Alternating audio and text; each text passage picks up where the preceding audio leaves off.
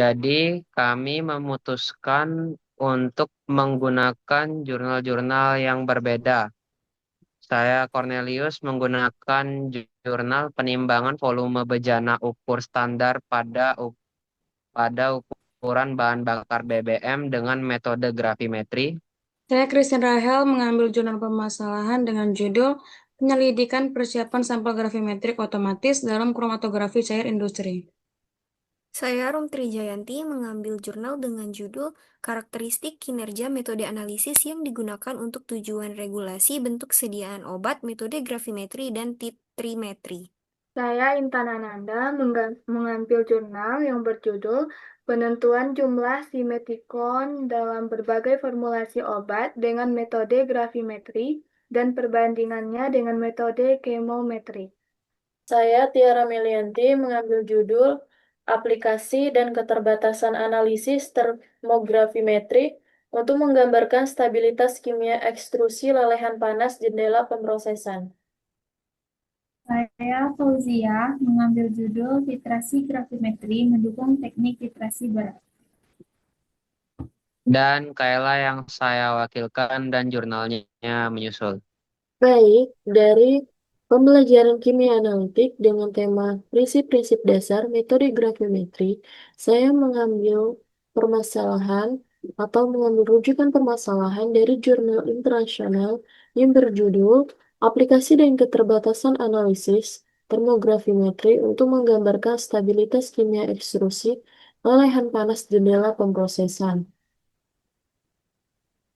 Dari kutipan yang saya tandai berikut, yaitu untuk data persen penurunan berat badan, data dinormalisasi menjadi 100% pada 140 derajat Celcius untuk semua sampel polimer dan ASD dan tepat di atas titik leleh untuk semua obat kristal.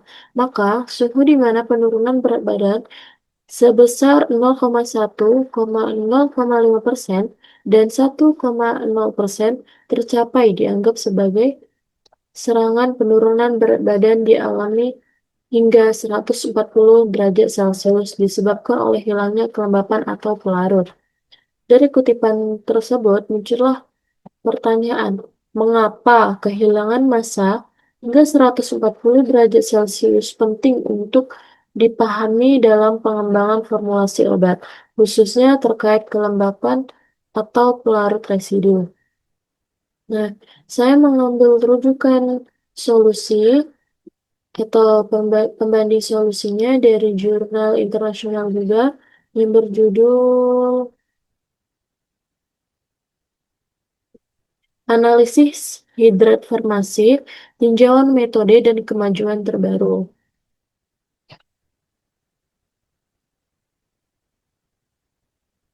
Pada halaman 14, saya mendapatkan jawabannya, yaitu aspek krusial lainnya bagi industri ini adalah penyerapan air spontan. Dalam proses ini, karbamazepin anhidrat diubah menjadi bentuk hidrat satu, yang kristalinitasnya berbeda dan menyebabkan penurunan bioavailabilitas obat yang signifikan. Proses yang merugikan juga tidak kalah pentingnya karena beberapa API mengalami transisi fase yang diinduksi oleh desorpsi air.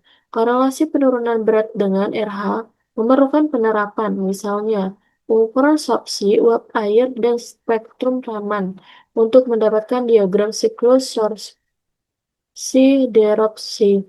Metodologi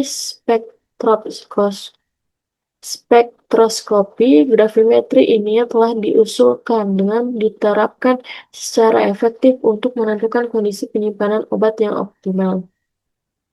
Nah, berikut adalah solusi dari permasalahan atau pertanyaan dari jurnal yang pertama tadi. Baik, sekian, terima kasih.